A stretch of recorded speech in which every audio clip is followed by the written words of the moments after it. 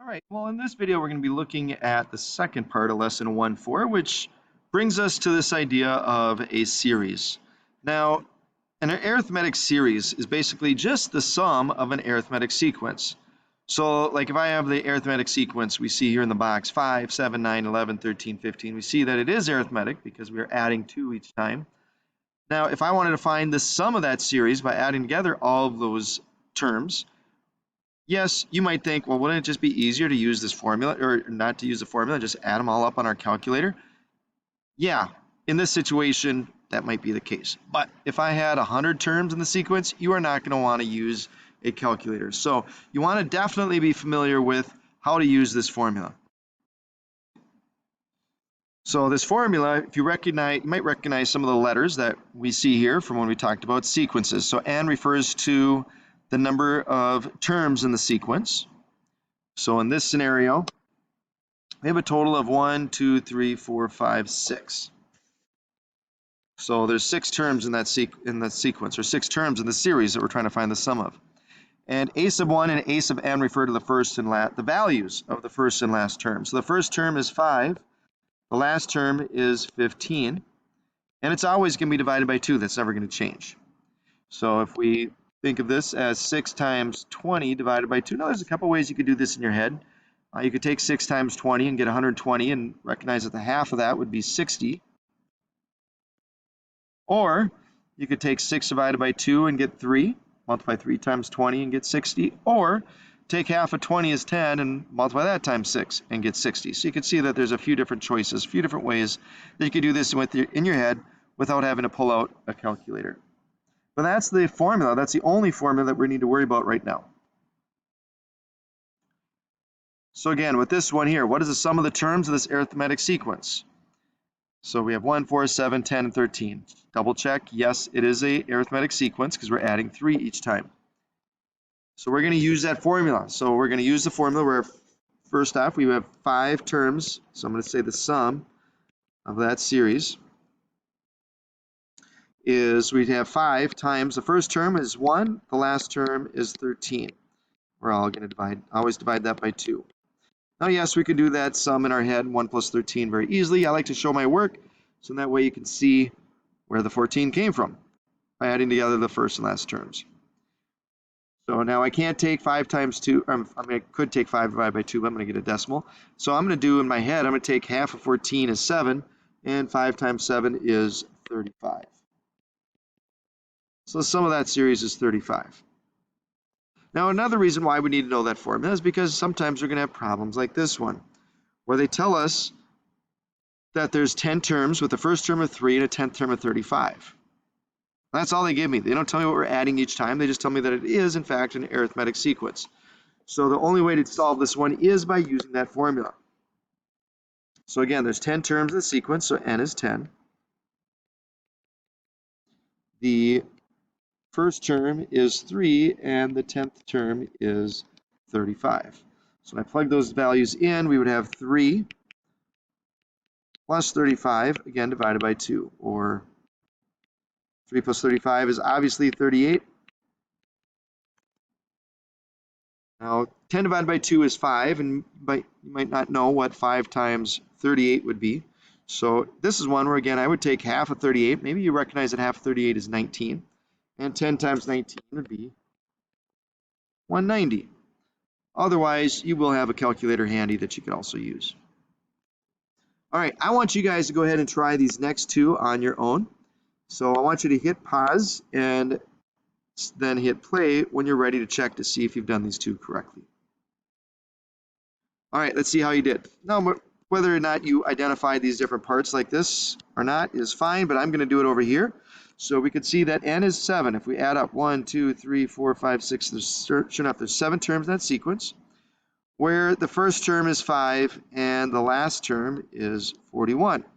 So plug those into your formulas. We'd have 7 times first term plus the last term, all divided by 2. Or 41 plus 5 is 46, all divided by 2.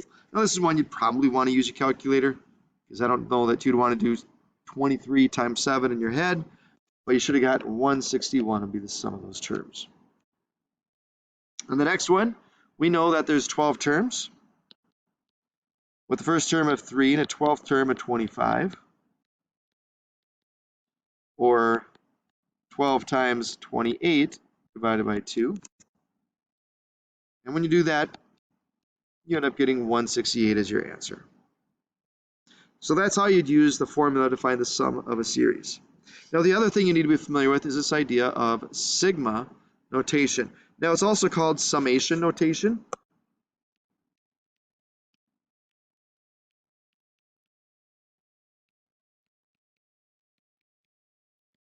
So that's another word that might be thrown around. So if on Savas, if it says written in summation notation, that's what they mean. Summation notation, sigma notation means the same.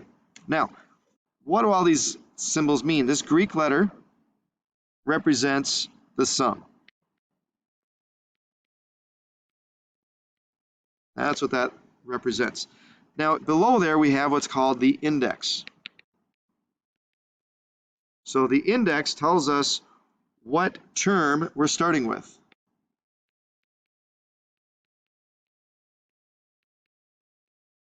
So this means we're going to start with the first term.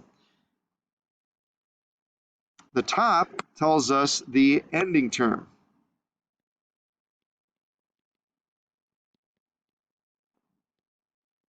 So the ending term is not the value of the ending term, but it would say, if it was an 8 up there, that means that we would go up to the 8th term. Now off to the right here, this is always going to be an explicit formula.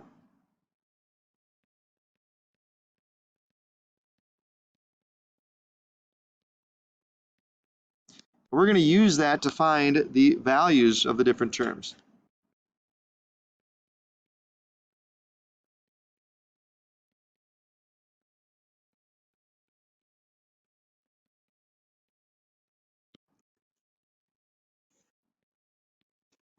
Okay, so the explicit formula is going to be off to the right, and we're going to use that to find the values for the needed terms. All right, let's look at this first example. So this is asking us to find the sum from the first term to the 9th term. Now the sum from the first term to the 9th term means that there's a total of 9 terms. Now we need to figure out, well, what's the value of our first and last term? Because in order to use this formula for a series, we need to know how many terms there are and what the first term and what the last term are. So let's find the first term. Find the first term, we're just going to put 1 in for I. That's our input. So 2 times 1, or 2, minus 6 gives us negative 4. So then to find the last term, that's the 9th term, we're going to put 9 in for I. So we're going to put that in our explicit formula. So 2 times 9 is 18. 18 minus 6 is 12. So our first term is negative 4, our last term is 12, and there's a total of 9 terms. So to find the sum of that series, we're going to use that formula that we were using up above.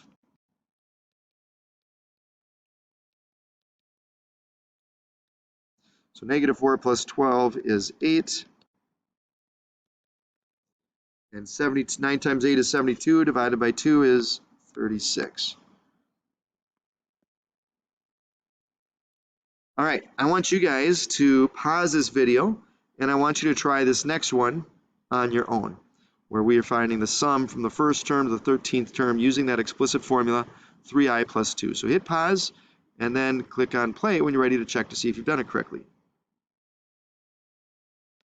All right, let's see what you did here. So the first term, I'm sorry, not the first term, the total number of terms is 13. So we're starting with the first term, we're ending with the 13th term. Now you might ask, is it always going to be whatever this is? And the answer to that is no. Because let's say if it said to start with the 5th term, well, then we'd have to take and figure out, well, how many terms is that from the 5th term to the 13th term by subtracting 13 and 5. Or actually, we would start with 5, so we'd actually count. So we'd have, so it's a little bit more trickier, but so don't worry about that. Always look, though, to see that this is starting with the first term. All right, let's look to see how to find the value of the first term and the value of the 13th term.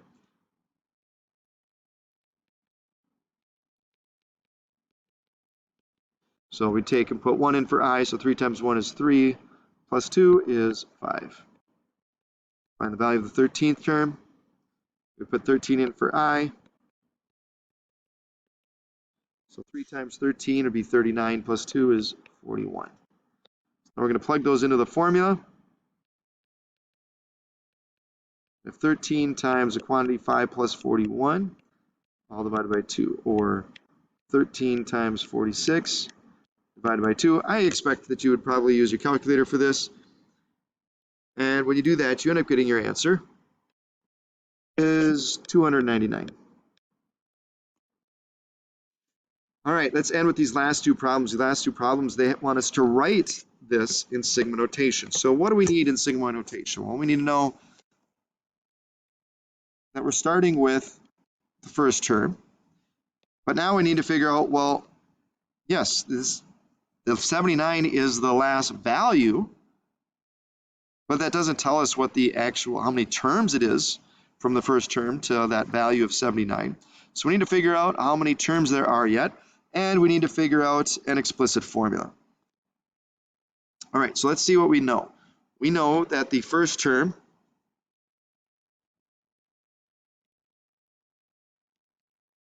is 16. We know the constant difference is 7. So remember the explicit formula that we talked about the other day? We have, oops, this formula. So what we're going to do is we're going to plug in what we know. And that'll tell us what the explicit formula would be, and then we can use that explicit formula to figure out how many terms there are. And I'll show you how to do that. All right, so the constant difference is 7. Leave the n minus 1 in there, plus our first term, which is 16. Now, technically, you could use this, but we want to simplify this. So I'm going to distribute the 7 through.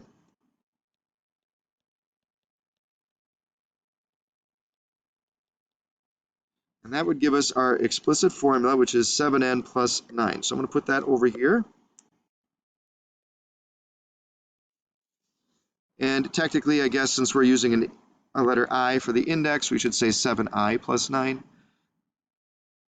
just to be consistent there. All right, now we need to figure out, well, how many terms are there total? So what we know is that the last term is 79. So I'm going to put 79 in here for my total and figure out what value for n, how many values would give us to a sum or a total of value of 79. So I'm going to solve this. I'm going to subtract 9 from both sides. I'm running out of space, so I'm going to do that over here. So when I subtract 9 from both sides, I get 70 equals 7n. Divide both sides by 7 to get n equals 10. So that tells me that there's a total of 10 terms. So this would be our answer in sigma notation. So that's a lot. But I do want you to see what we just did here. So maybe you need to pause and rewind and go through that process again. But I want you to try to do that same process for this other example. So pause the video and hit play when you're ready to check to see if you've done it correctly. All right, let's see how you did here. So again, what do we know? We know that we're going to start with the first term. But what we don't know is we don't know how many terms there are total. So we're trying to figure out what goes here and what goes here. So let's start out with what we know. We know that the first term in the series is 8. We know the constant difference going from 8 to 13, from 13 to 18. We're constantly adding 5 each time. So let's use that to come up with our equation, our explicit formula.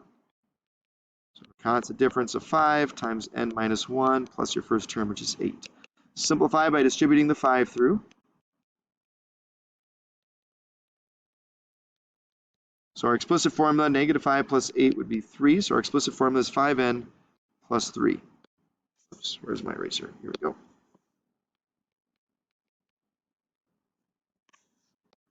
So let's figure out what that last term, what the total number of terms there are total. So we know that the value of the last term is 43. So we're going to plug that in here.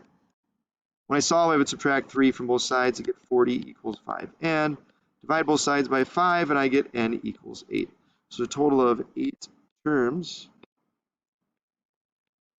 in that series.